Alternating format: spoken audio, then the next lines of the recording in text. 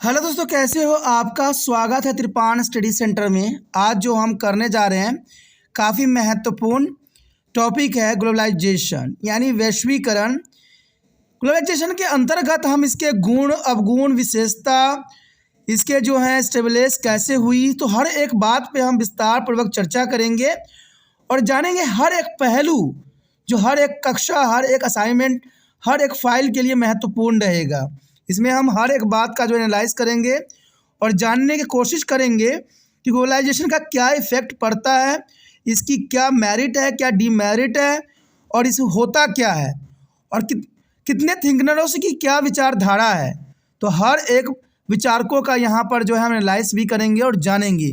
लेकिन आपको पता है कि टॉपिक स्टार्ट करने से पहले एक बात जो मैं हमेशा कहता हूँ, जिसको आपको सोचना भी चाहिए, विचार भी करना चाहिए और इवन अमल भी करना चाहिए, वो ये है कि जब भी वीडियो देखिए पूरा देखिए, क्योंकि अधूरा जानकारी सदैव खतरनाक होता है। साथ में एक इंपॉर्टेंट बात ये भी रहता है, अगर आप पहली बार वीडियो देख रहे हो तो लाइक शेयर सब्सक्राइब करना मत भूलना, क्योंकि दोस्तों लाइक कीजिएगा तो बनाने वाले का मनोबल बढ़ता है, सब्सक्राइब कीजिएगा तो इससे ये होता है कि जब भी मैं कोई वीडियो डालूंगा उसका नोटिफिकेशन आपको समय रहते मिल जाएगा। और देखिए शेयर का मतलब ये होता है कि आपके थ्रू ना जाने किन बच्चों को हेल्प मिल जाए, ये आप भी नहीं जानोगे, इसलिए जो है आप शेयर जरूर करो, ठीक है। व्हाट्सएप स्टेटस पे भी लगाओ। दोस्तों एनएसएस सेंटर जो है कई मानने में बहुत से बच्चों के लिए हेल्पफुल है, चाहे वो 8th क्लास हो, 9th 10th 11th 12th हो, चाहे वो एनआईएस बोर्ड के बच्चे हों, ठीक है, चाहे बीए एमए के बच्चे हो, सभी क्लासों के लिए कुछ ना कुछ जो है त्रिपाण एनएसएस सेंटर में उपलब्ध है। तो इसलिए आपके लिए ज़रूरी है कि आप सब्सक्राइब करके इसको चैनल को जो है सेव कर लो, नहीं तो बाद में अगर रिसर्च करोगे तो शायद आपको ये चैनल प्राप्त ना हो।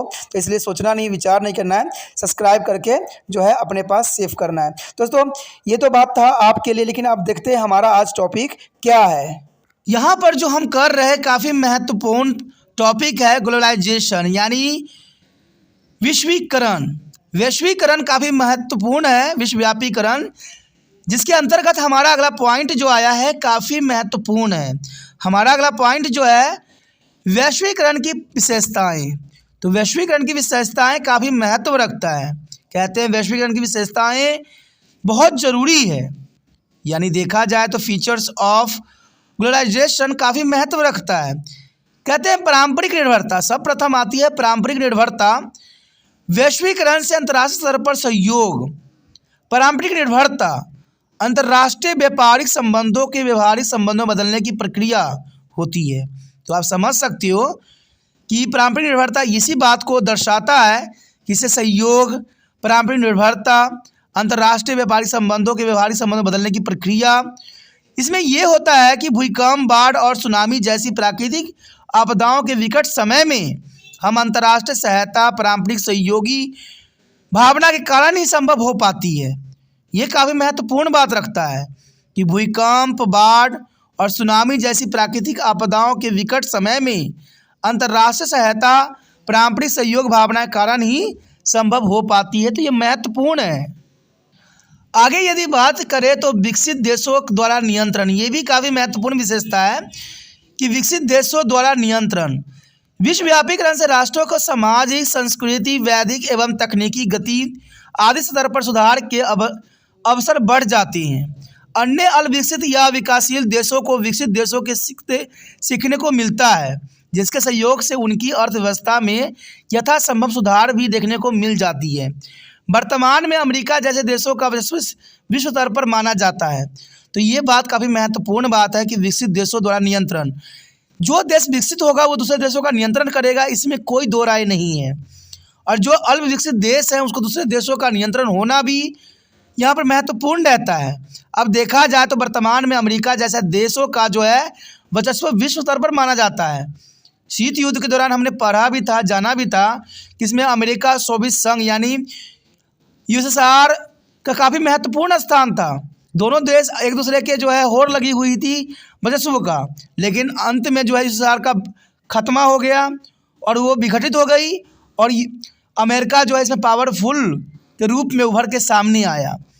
और ये काफ़ी महत्वपूर्ण बात रहता है कि विकसित देशों द्वारा जो है नियंत्रण हो जाता है अल्प विकसित देशों का, और हमेशा जो है विकसित देश अल्प विकसित देशों को जो है हर तरह के आर्थिक, सामाजिक, संस्कृति, वैदिक, राजनीति, तकनीकी हर तरह की सहायता करती हैं।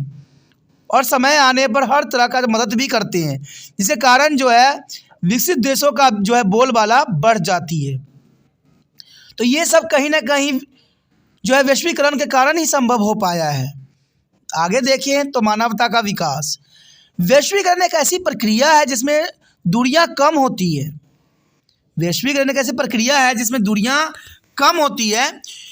वैश्वीकरण से संस्कृतियों का आदान प्रदान, एक दूसरे से अपनी जीवन शैलियों को जोड़ने आदि से विश्व की सभ्यता का एकीकरण होता है। विश्व के सभी देश एक दूसरे को शैलियों से सीखते हैं, जिस कारण पिछड़े देशों को अपने आप में सुधार करने का अवसर प्राप्त हो जाता है। तो ये काफ़ी महत्वपूर्ण है कि मानवता का विकास। देखा जाए तो वैश्वीकरण के कारण मानवता का विकास होता है। अब सोचिए कैसे। देखिए, विश्वव्यापीकरण हुआ, हमने दूसरे देशों के साथ व्यापार किया, तो सिर्फ हम व्यापार नहीं करते हैं, व्यापार के साथ संस्कृति का भी आदान प्रदान होता है, रहन सहन का भी आदान प्रदान होता है, टेक्नोलॉजी का भी आदान प्रदान होता है और विचार का तो होता ही होता है। तो इससे मानवता का विकास होती है और मानवता का विकास होगा तो देश का विकास होगा और देश का विकास होगा तो जन जन का कल्याण होगा। तो विश्वव्यापीकरण काफ़ी महत्वपूर्ण है, लेकिन देखा जाए तो विश्वव्यापीकरण जो दूसरे देशों के नियंत्रण में रहता है तो ये जो है कहीं ना कहीं हमारे लिए खतरे का सबब भी बन सकता है। लेकिन देखा जाए तो मानवता का विकास काफ़ी महत्वपूर्ण यहाँ पर बात आता है। उसके पश्चात देखिए तकनीकी स्तर में सुधार। ये काफ़ी महत्वपूर्ण है, तकनीकी स्तर में सुधार। विश्वव्यापीकरण तकनीकी क्षेत्र में आश्चर्यजनक बदलाव आता है और तकनीकी विकास के कारण विश्व के किसी भी कोने में उत्पन्न समस्याओं को हम तकनीकी की सहायता से विश्व स्तर पर जो हल किया जा सकता है। आज कोई भी समस्या आता है, हम विश्व के साथ जो है तालमेल बैठा के उस समस्याओं को आसानी से सुलझा सकते हैं। तकनीकी के माध्यम से राजनीतिक, सामाजिक और आर्थिक आयोजन में एक साथ जो है विश्व के अनेक देश शामिल होकर अपनी विचारधाराएं प्रचलित कर सकते हैं, विचारधाराएं दे सकते हैं और विश्व स्तर की समस्याओं का समाधान विश्व के सभी देश आपस में मिलकर निकाल लेते हैं। देखिए, तकनीकी स्तर में सुधार काफ़ी महत्वपूर्ण रखता है बात, क्योंकि हम वैश्वीकरण के कारण ही आज पूरे देश के साथ जुड़ सके हैं और इसके सामाजिक, राजनीतिक, आर्थिक विचारों से अवगत हो सके हैं। कहते हैं विश्व में कहीं भी किसी प्रकार की कुछ प्रॉब्लम होती है तो इसमें विश्व से हम सलाह मशवरा ले सकते हैं, विश्व के विचारों का जो है अनुसरण कर सकते हैं। तो ये काफ़ी महत्वपूर्ण है और इसमें जो है समस्याओं के समाधान के लिए विश्व के बड़े बड़े जो विशेषज्ञ होते हैं अपने राय विचार दे सकते हैं। इससे जो है समस्या बहुत ही आसानी से सुलझ सकती है। तो ये तकनीकी सुधार में जो है सुधार करना विश्वव्यापी स्तर पर काफ़ी महत्वपूर्ण रहता है। आगे जो हमारे समक्ष आया है काफ़ी महत्वपूर्ण है, वैश्वीकरण के फ़ायदे, यानी वैश्वीकरण के अनुकूल प्रभाव। काफ़ी महत्वपूर्ण है कि वैश्वीकरण के क्या फ़ायदे हैं और क्या नुकसान है। तो सर्वप्रथम जो है वैश्वीकरण के फ़ायदे पर अगर हम विचार करें तो प्रथम तो यही आता है कि उत्पादन में वृद्धि। उत्पादन में वृद्धि का अर्थ यही होता है, ये फ़ायदे हैं। वैश्वीकरण से होने वाले बाजार में अंतर्राष्ट्रीय प्रतियोगिता उत्पन्न हो जाती है। यानी देखा जाए तो वैश्वीकरण होने से बाजार में जो है अंतर्राष्ट्रीय प्रतियोगिता उत्पन्न हो जाती है और फलस्वरूप अंतर्राष्ट्रीय स्तर पर वस्तुओं की मांग बने रखने के लिए देशीय उद्योग अपनी गुणवत्ता सुधारने और अपनी उत्पादकता को बढ़ाने का प्रयास करती है। तो ये काफ़ी महत्वपूर्ण फ़ायदे हैं कि इससे जो होता है हम विश्व स्तर पर अपने सामानों को जो है लेन देन कर सकते हैं, गुणवत्ता सुधार कर सकते हैं। तो उत्पादन में वृद्धि जो है काफ़ी महत्वपूर्ण फ़ायदे दर्शाता है। अगर अगले पॉइंट की बात करें तो नागरिकों के जीवन स्तर में सुधार। कहते हैं जैसे ही उत्पादन में वृद्धि होती है लोगों के आय और बचत में भी अपेक्षाकृत सुधार देखने को हमें मिलता है। आय और बचत और उत्पादन में वृद्धि होने से देश की निवासियों के रहन सहन के स्तर में तेज़ी से वृद्धि होती है। यानी देखा जाए तो वैश्वीकरण जो ग्लोबलाइजेशन का अर्थ यही है कि नागरिकों के जीवन में सुधार करना। ये बहुत बड़ा फ़ायदा है क्योंकि इससे हम दूसरे देशों के साथ विचारों के आदान प्रदान करते हैं, उनके संस्कृतियों का आदान प्रदान होता है, उनके रहन सहन, उनके जीवनचर्या, हर बातों का जो है हम अनुसरण कर लेते हैं। इससे नागरिकों के जीवन में बहुत बड़ा सुधार देखने को मिलता है, उनके तरह जीने का एक मार्ग प्रशस्त होता है। तो नागरिकों के जीवन में सुधार जो है काफ़ी महत्वपूर्ण फ़ायदे की तरफ इशारा करता है। आगे देखें तो नवीन तकनीकों का विकास, ये भी काफ़ी महत्वपूर्ण फ़ायदे हैं कि नवीन तकनीकों का विकास होना, ये भी ग्लोबलाइजेशन का सबसे महत्वपूर्ण फायदे हैं। वैश्वीकरण के आने से देश विदेश की टेक्नोलॉजी का प्रयोग होना शुरू हो जाता है कि देश में किसी भी कोने में कोई भी टेक्नोलॉजी विश्वव्यापी स्तर पर बनाया जाए तो इससे दूसरे देशों का भी काफ़ी फ़ायदा हो जाता है। कोई नई ज्ञान आती है तो हर एक देश जो है एक दूसरे से साझा करता है। इससे हम कई समस्याओं का जो समाधान बहुत ही आसान तरीक़ों से कर सकते हैं। परिणाम स्वरूप देश के नए पुराने उद्योग अपने पुराने परंपरागत तरीक़ों को बदल कर आधुनिकीकरण की होड़ में शामिल हो जाते हैं, यानी कि तकनीकी का विकास तेज़ी से होता है।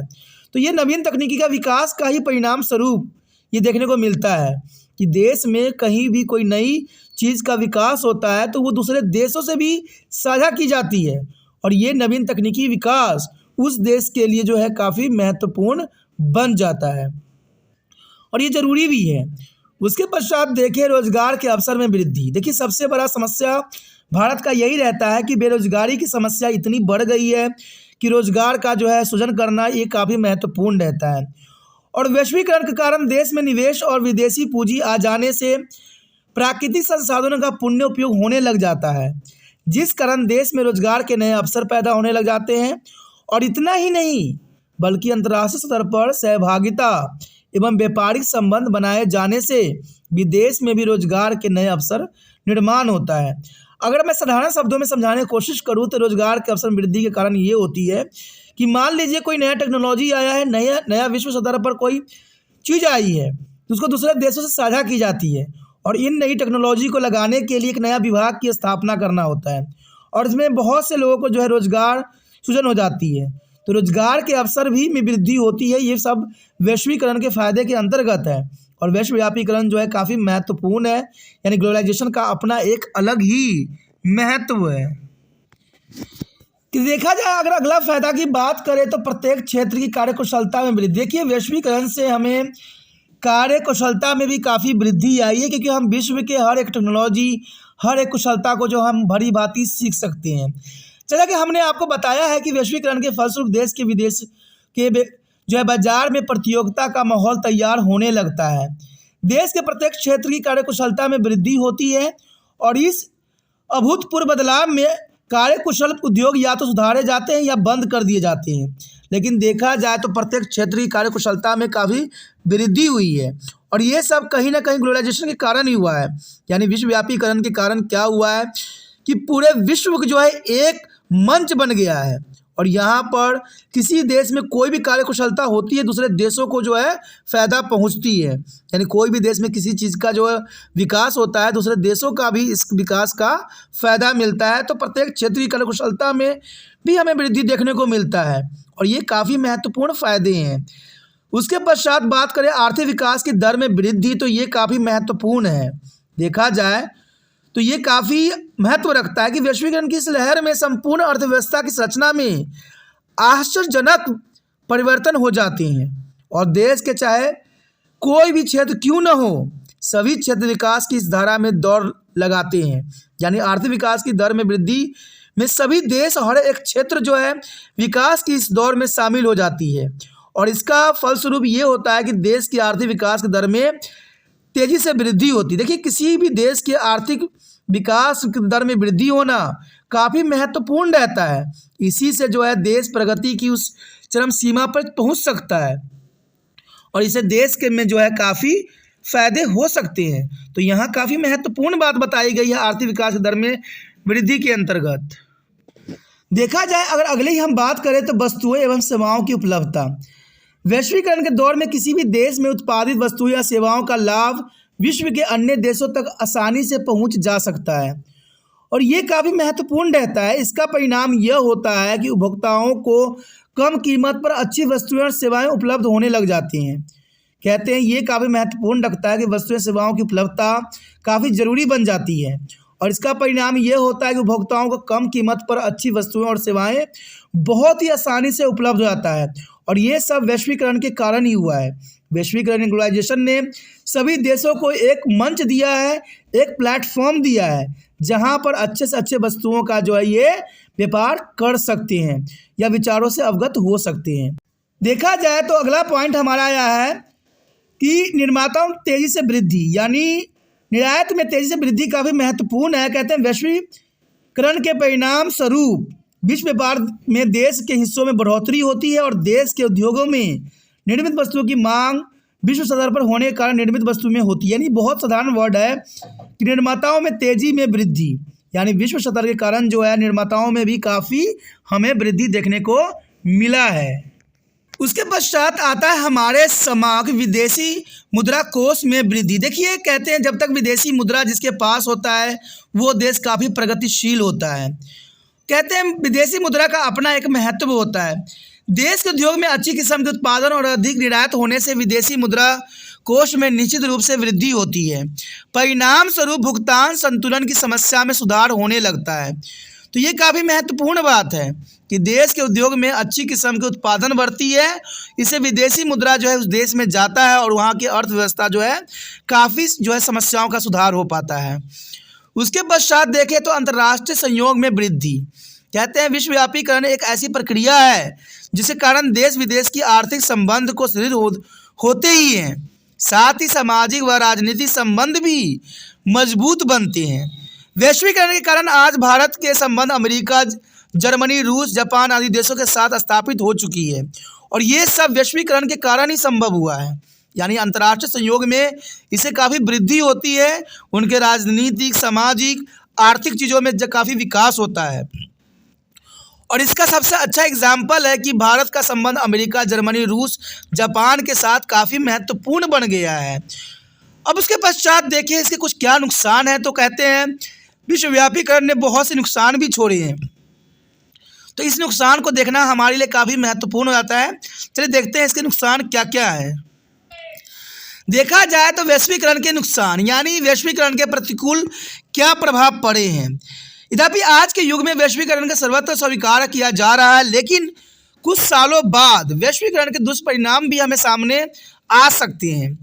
आलोचकों ने वैश्वीकरण के प्रतिकूल प्रभाव की संभावनाएं व्यक्त की है और आइए हम वैश्वीकरण के नकारात्मक प्रभाव को जो है सरल शब्दों में यहाँ पर समझने का प्रयास करें, क्योंकि बहुत से जो है लोगों ने इसको आलोचना भी की है और बताया है कि भविष्य में इसके बहुत से नुकसान हो सकते हैं। सर्वप्रथम अगर हम बात करें तो श्रमिकों के रोजगार पर प्रतिकूल प्रभाव, ये काफ़ी महत्वपूर्ण बात आता है कि श्रमिकों के रोजगार पर प्रतिकूल प्रभाव पड़ेंगे। वैश्वीकरण के परिणाम स्वरूप श्रमिकों के रोजगार पर इसका प्रतिकूल प्रभाव पड़ सकता है और देश में पूंजी गहन टेक्नोलॉजी के अपनाए जाने से देश में बेरोजगारी बढ़ेगी, क्योंकि जितना टेक्नोलॉजी देश में आएगी उतना ही बेरोजगारी बढ़ेगा और ये कोई दो राय नहीं है, वो सच्चाई है। आज देखिए टेक्नोलॉजी ने न जाने कितने मजदूरों के हाथ को काट के रख दिया है और गरीबी में धकेल दिया है। देश के लगातार बढ़ रही श्रम शक्ति के रोजगार देने में कठिनाई होगी और टेक्नोलॉजी के दौर में उत्पादन तो बढ़ेगा लेकिन रोजगार में वृद्धि नहीं होगी। तो देखा जाए यहाँ पर वैश्वीकरण का सबसे बड़ा नुकसान तो यही है कि जितना टेक्नोलॉजी बढ़ेगा उतना ही बेरोजगारी भी बढ़ेगी और न जाने कितने मजदूर को जो है भूखा सोना पड़ सकता है। तो श्रमिकों के रोजगार पर प्रतिकूल प्रभाव पड़ना वैश्वीकरण के नुकसान के काफ़ी महत्वपूर्ण प्रभाव हैं। उसके पश्चात देखें तो केवल बड़े उद्योगपति या पूंजीपतियों के लाभ। कहते हैं ये भी बहुत बड़ा नुकसान है कि केवल बड़े उद्योगपतियों और पूंजीपति ही वैश्वीकरण यानी ग्लोबलाइजेशन से संबंधित हैं। प्रायः देखा जा सकता है कि वैश्वीकरण की प्रक्रिया में देश के बड़े बड़े उद्योगपति, पूंजीपतियों और बड़ी बड़ी कंपनियों को ही अधिक लाभ मिलती है। छोटे मोटे उद्योग या उद्यमियों को जो है प्रतियोगिता के बाहर खदेड़ दिया जा सकता है, यानी छोटे उद्योगों को जो है खदेड़ दिया जाता है, जो कि देश की अर्थव्यवस्था के लिए सही नहीं होगा। यानी ये बात काफ़ी महत्वपूर्ण है कि इसका सबसे बड़ा खतरा जो है कुटीर उद्योगों का है। कहते हैं बड़े बड़े उद्योगपतियों और पूंजीपतियों के कारण जो है छोटे मोटे जो उद्योग थे वो ख़त्म हो गए हैं, जिनके कारण बेरोजगारी की समस्या बढ़ती जा रही है। और वैश्वीकरण की प्रक्रिया के अंतर्गत ये सबसे बड़ा कुप्रभाव है कि ये उद्योगपति को और पूंजीपतियों को लाभ पहुंचाते हैं और छोटे उद्योगों को जो है ख़त्म कर देती हैं। इवन देखें अगला पॉइंट तो खाद्य फसल उत्पादन पर कम ध्यान। कहते हैं उद्योग आ जाने के कारण, टेक्नोलॉजी आ जाने के कारण हमने खाद्य फसल के उत्पादन में कम ध्यान अब देने लग गए हैं और इसमें कोई दो राय नहीं है। देश में टेक्नोलॉजी विकसित हुई है लेकिन जनसंख्या, गरीबी और बेरोजगारी की लगातार बढ़ने देश के खाद्य सुरक्षा की स्थिति और ख़राब हो गई है। आज देखिए टेक्नोलॉजी ने बेशक ली अपनी चरम सीमा पर पहुंची है, लेकिन देखा जाए तो इसके कारण जनसंख्या, गरीबी और बेरोजगारी में लगातार देश को असुरक्षित के घर में जो है ढकेल दिया है। आज हमारा देश जो है असुरक्षित है। क्यों? कारण क्या है कि यहाँ पर जो है गरीबी, भुखमरी, जनसंख्या की बढ़ोतरी ये बहुत ही काफ़ी नुकसान पहुँचा रही है। वैश्वीकरण के दौर में खाद्य फसलों के उत्पादन पर ध्यान नहीं दिया जा रहा है, जिसका नकारात्मक प्रभाव घातक हो सकता है। यानी वैश्वीकरण के दौर में लोग जो है आज सिर्फ टेक्नोलॉजी के ऊपर ही अपना ध्यान केंद्रित किए हुए हैं। आज देखा जाए तो खाद्य फसलों के उत्पादन में बहुत ही लोग कम ध्यान दे रहे हैं, जिसका आने वाला समय में नकारात्मक प्रभाव हमें देखने को मिल सकता है। आप देख सकते हो कि आज औद्योगिकरण के कारण हर क्षेत्र को जो है ख़त्म कर दिया गया है। जो उपज वाली क्षेत्र थे उनको शहरीकरण बदल दिया गया है, या वहाँ पर बड़े बड़े फैक्ट्रियाँ लगा दी गई है, जिनके कारण फसलों के उत्पादन में अब कम ध्यान देने के साथ साथ उसको नष्ट भी किया जा रहा है। उसके पश्चात देखिए सार्वजनिक क्षेत्रों की संख्या में कमी। ये भी काफ़ी महत्वपूर्ण है कि सार्वजनिक क्षेत्रों की संख्या में कमी। सार्वजनिक क्षेत्रों में जो है विनिवेश की नीति अपनाए जाने के कारण सार्वजनिक क्षेत्र लगातार सीमित होती जा रही है, जिस कारण कर्मचारियों के लिए एक समस्या बनकर खड़ी हो रही है। अब सार्वजनिक क्षेत्रों के द्वारा सामाजिक आर्थिक न्याय के उद्देश्य को कार्य करना चुनौतीपूर्ण हो रहा है। यानी सार्वजनिक क्षेत्रों की संख्या में कमी। आज सार्वजनिक क्षेत्र जो है बिल्कुल ही कम गए हैं और कर्मचारियों के लिए एक समस्या बनकर खड़ी हुई है, और ये देखा जाए तो देश के कल्याण के लिए सुनिश्चित नहीं है। अगर अगली पॉइंट की तरफ हम नज़र डालें तो कहते हैं अंतर्राष्ट्रीय संस्थाओं का दबाव। यानी देखा जाए तो आज विश्व स्तर पर जो ऑर्गेनाइजेशन बनाई गई है उनका दबदबा हर एक देश पे पड़ने लगा है, और वो जैसा चाहते हैं उस देश को वैसा ही नचाते हैं। तो यानी वैश्वीकरण आ जाने के कारण अब भारत में बनाई जाने वाली नीतियाँ IMF, वर्ल्ड बैंक और विश्व के संपन्न राष्ट्रों एवं बहुराष्ट्रीय कंपनियों के दबाव में बनाई जा रही है, और ये किसी भी देश के विकास के लिए सही नहीं है। कहते हैं जब इंसान स्वयं फैसला लेता है तभी आज़ाद होता है। आज भारत भी जो है IMF और वर्ल्ड बैंक और विश्व के संपन्न बहुराष्ट्रीय कंपनियों के दबाव में अपना हर एक फैसला लेती है। तो इसका मतलब है कि हम फिर से गुलाम बन चुके हैं, और ये सब वैश्वीकरण के कारण ही हुआ है। क्योंकि आज वैश्वीकरण की नीतियों के कारण हमें IMF, वर्ल्ड बैंक और जो है बहुराष्ट्रीय कंपनियों की बातों को मानना पड़ता है और उनके इशारों पर नाचना पड़ता है। आज मैं आपको बता दूं कि आज बहुत से ऐसे क्षेत्र हैं जो ये बहुराष्ट्रीय कंपनियों के अंतर्गत चलाई जा रही है। भारत में प्राइवेटाइजेशन तो हो रही है, लेकिन ये बड़े बड़े कंपनियां जो है बहुराष्ट्रीय कंपनियों ने जो है ले लिया है, जिसके कारण हम आधे से अधिक फिर से गुलामी की उस जंजीरों में बंधने जा रहे हैं, जो आने वाला समय में किसी भी देश के लिए सुखदायक नहीं हो सकती है। उसके पश्चात है घरेलू कंपनियों का अधिग्रहण। कहते हैं भारतीय वैश्वीकरण की बात करें तो अब विदेशी बहुराष्ट्रीय कंपनी घरेलू कंपनियों को धीरे धीरे अधिग्रहण कर रही है। यानी यहाँ पर बात साफ है कि आज वैश्वीकरण के कारण विदेशी बहुराष्ट्रीय कंपनियों ने हमारी घरेलू कंपनियों को धीरे धीरे अपने आगोश में भर रही है, यानी उसको नष्ट कर रही है, जिस कारण भारत के बाजार एवं उत्पादन तंत्र पर इन विदेशी कंपनियों का शिकंजा कसता चला जा रहा है। ऐसे में आने वाले समय में भारत फिर से गुलामी की जंजीर में जकड़ सकता है और जकड़ गया है। कहते हैं आधे से अधिक जो हमारा देश जकड़ चुका है, क्योंकि आज हम बहुराष्ट्रीय कंपनियों ने हमारे देश के घरेलू कंपनियों को ख़त्म कर दिया है। आप ये सोचते हो कि सारे कंपनियां भारत में आकर व्यापार कर रही है, लेकिन कहीं ना कहीं हमारे देश को खोखला कर रही है।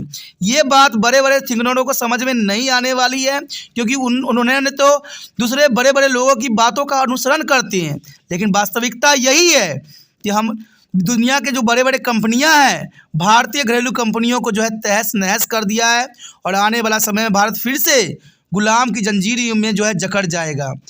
उसके पश्चात देखें देश की संस्कृति को खतरा। कहते हैं ग्लोबलाइजेशन ने जहां हम विश्व के साथ संस्कृति का लेन देन किए हैं, हमारे संस्कृति को तहस नहस कर दिया है। वैश्वीकरण के परिणाम स्वरूप भारत के सामाजिक ताने बाने एवं संस्कृति को भी खतरा उत्पन्न हो रहा है। पश्चिमी देशों में प्रचलित विलासिता के साधन, वस्तुएं एवं अश्लील साहित्य का भारतीय बाजारों में प्रवेश हो चुका है, जिस कारण संस्कृति पतन का खतरा मंडराने लगा है। आज हमारे देश में देखा जाए तो विदेशी अश्लील साहित्य ने अपनी चरम सीमा बना ली है और भारत में हर क्षेत्र में देखिए तो अश्लील साहित्य का जो है प्रसार हो रहा है और जिस कारण देश की संस्कृति हमारे खतरे में है। कहते हैं आज बच्चा कुछ भी जाने चाहे न जाने लेकिन अश्लील साहित्य को भलीभांति जानता है, जिसके कारण हमारे देश में जो है बहुत बड़ा संस्कृति का पतन होने के कगार पे आ गया है। और ये सब कहीं ना कहीं वैश्वीकरण यानी ग्लोबलाइजेशन या व्यापीकरण के कारण ही हुआ है, जो हमारे देश के लिए सबसे बड़ा खतरा और आने वाले समय में बहुत बड़ा संकट का सबब बन सकता है। उसके पश्चात आता है हमारे समक्ष नई टेक्नोलॉजी भारत के लिए उपयुक्त नहीं है और ये सत्य भी है कि नई टेक्नोलॉजी भारत के लिए उपयुक्त नहीं है। वैश्वीकरण से प्राप्त नई टेक्नोलॉजी भारत के लिए उपयुक्त नहीं है और इसे भारत में समस्याएं सुलझने के बजाय उलझती जा रही है। देश में ऊर्जा संकट हो रही है, जल संकट हो रहा है, प्रदूषण की समस्याएं बढ़ती जा रही है। हम दुनिया देशों के टेक्नोलॉजी के कारण अपने देश के संसाधन को जो है नष्ट कर रहे हैं। आज देखिए गंगा हो, यमुना हो, सरस्वती हो, जो भी नदियाँ हैं सारे के सारे जो है प्रदूषित हो चुकी है और ये सब नए टेक्नोलॉजी के कारण ही हुआ है। आज हम नए टेक्नोलॉजी के उपयुक्त होने के कारण अपने जीवन को ही खतरे में डाल दिए हैं। इसका एग्जाम्पल मैं बता सकता हूँ, आपको पता ही होगा कि पुराने समय में जो धान की पराली होती थी उनका जो है लोग भली भांति जानवरों को खिलाते थे या उसका कोई और उपयोग करते थे, जिसके कारण प्रदूषण नहीं फैलता था। लेकिन आज नए टेक्नोलॉजी ने तो क्या किया है, सारे परालियों को इस प्रकार जो है ख़त्म कर दिया है और अंत में एक ही विकल्प बच जाता है, किसानों के द्वारा जला दिया जाता है और जिसके कारण प्रदूषण इतनी फैल गई है कि हमें नई टेक्नोलॉजी ने तो हमें कहीं का नहीं छोड़ा है। तो देखा जाए नई टेक्नोलॉजी ने भारत के लिए उपयुक्त नहीं है और ये होना भी नहीं चाहिए। उसके पश्चात देखें राष्ट्रीय प्रेम की भावना को आहत। देखा जाए तो काफ़ी महत्व रखता है। वैश्वीकरण राष्ट्र प्रेम एक स्वदेशी की भावना को घात पहुंचा रहा है। यानी देखा जाए तो राष्ट्र प्रेम की जो भावना को जो है वैश्वीकरण ने बहुत ही गहरा आघात पहुंचाया है। अब लोग विदेशी वस्तुओं का उपयोग करना शान समझते हैं। अगर आप देसी वस्तु कोई पहन के बाहर निकलो तो लोग आप पे हंसेंगे। इसका मतलब है कि राष्ट्रीय प्रेम की भावना को जो है वैश्वीकरण ने बहुत बड़ा आघात दिया है। अब लोग विदेशी वस्तुओं का उपयोग करना ही शान मानते हैं एवं जो है देसी वस्तुएं घटिया एवं तिरस्कार योग्य समझा जाने लग गया है।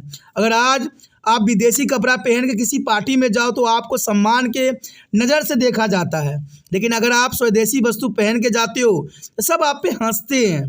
तो देखा जाए तो कहीं ना कहीं ग्लोबलाइजेशन ने, विश्वव्यापीकरण ने हमारी संस्कृति प्रेम को जो है कहीं हद तक आघात पहुंचाया है। उसके पश्चात देखें आर्थिक असंतुलन की स्थिति। कहते हैं वैश्वीकरण के परिणाम स्वरूप विश्व में आर्थिक असंतुलन निर्मित हो रहा है। दरअसल वैश्वीकरण के चलते गरीब राष्ट्र अधिक गरीब एवं अमीर राष्ट्र और भी अधिक अमीर हो रहा है और इसमें कोई दो राय नहीं है। आज गरीब गरीब होता जा रहा है और अमीर अमीर हो रहा है। उसी प्रकार गरीब राष्ट्र गरीब हो रहा है और अमीर राष्ट्र अमीर हो रहा है, क्योंकि अमीर राष्ट्र गरीब राष्ट्रों को संसाधन देता है, रूल रेगुलेशन देता है और गरीब राष्ट्र उसको इसके लिए जो है भुगतान करता है, जिसके कारण अमीर राष्ट्र अमीर हो रहा है और गरीब राष्ट्र और गरीब हो रहा है। और इतना ही नहीं, देश के अंदर भी आर्थिक असंतुलन लगातार बढ़ रहा है और देश में गरीबी एवं अमीरी व्यक्तियों के बीच जो है आर्थिक विषमताएं बढ़ती ही चली जा रही है। तो देखा जाए दोस्तों, यही बात हमने ग्लोबलाइजेशन के अंतर्गत देखा। अगर निष्कर्ष आप जानना चाहते हो, कंक्लूजन, तो आप इतना ही कह सकते हो कि विश्वीकरण ने हमारे देश को जितना फ़ायदा पहुंचाया उतना ही नुकसान किया है। कहते हैं फ़ायदे कम है, नुकसान अधिक है। अगर आप अपने देश से प्रेम करते हो, देश के प्रति, संस्कृति के प्रति, तो हमें वैश्वीकरण नहीं होना चाहिए। वैश्वीकरण ने हमने कुछ चीज़ों को तो ग्रहण किया है, लेकिन हमारा देश ने बहुत कुछ ग्रहण कर लिया है और हमारी संस्कृति को तहस नहस कर दिया है। कहते हैं इंसान का अपना ही स्वाभिमान होता है, वो सब पर प्रिय होता है। दूसरे चीज़ों को अपना के, दूसरे चीज़ों के आगे बढ़ा के हम तरक्की नहीं कर सकते। इसे हम कॉपी कहते हैं, नकल कहते हैं और ये करना सही नहीं रहता है। इसलिए अगर हम इस बात पर गौर करें तो विश्व के साथ आज वैश्वीकरण की स्थिति हमारे लिए चिंता का विषय भी है तो कुछ हद तक लाभ भी है। तो दोनों को मिला जुला के हमें ये करना चाहिए कि हमें विदेशी चीज़ों को अपनाना तो चाहिए, लेकिन अपनी संस्कृति को भूलना नहीं चाहिए। उनसे हमें नई टेक्नोलॉजी का ज्ञान रखना चाहिए, लेकिन अपनी ज्ञान को जो है उनके ज्ञान के समक्ष धुंधला नहीं करना चाहिए। तो ये काफ़ी महत्वपूर्ण यहाँ पर टॉपिक था, जिसको आप असाइनमेंट, प्रोजेक्ट या जो भी आपको बनता है या क्लास के अंतर्गत देख सकते हो, समझ सकते हो और नोट भी कर सकते हो। ये प्रोजेक्ट के लिए भी महत्वपूर्ण है, पढ़ने के लिए भी महत्वपूर्ण है, जानने के लिए भी महत्वपूर्ण है और एग्ज़ाम के क्वेश्चन के लिए भी बहुत काफ़ी महत्वपूर्ण है। अगर आपको समझ में आया, अच्छा लगा और आप चाहते हो कि त्रिपाण स्टैंडर्ड और आगे जाए, आपके लिए और भी वीडियो बने, तो जितना हो सके इस वीडियो को शेयर कीजिए, क्योंकि त्रिपाण स्टैंडर्ड ये समझता है कि शेयर ही दूसरे बच्चे का केयर हो सकता है। इसलिए सोचिए नहीं, विचार न कीजिए, शेयर कीजिए। पहली बार मेरे चैनल पे आए हो, पहली बार वीडियो देख रहे हो, समझ में आ रहा है, अच्छा लग रहा है और चाहते हो कि और भी वीडियो आपको इसी प्रकार प्राप्त होता रहे, तो जर्नल सी बात दोस्तों, त्रिपाण स्टडी सेंटर को सब्सक्राइब करके मतलब सेव कर लीजिए। सेव कीजिएगा, तब यहाँ पर 8 से लेकर एम तक के लिए बच्चों के लिए बहुत से वीडियो हैं और बहुत से टॉपिक है जो आपको हर समक्ष जो है सहायता पहुँचा सकता है। तो सोचिए नहीं, विचार न कीजिए, त्रिपाण स्टडी सेंटर को अभी सब्सक्राइब कीजिए, क्योंकि त्रिपाण सेंटर का अंदाज ही अलग है।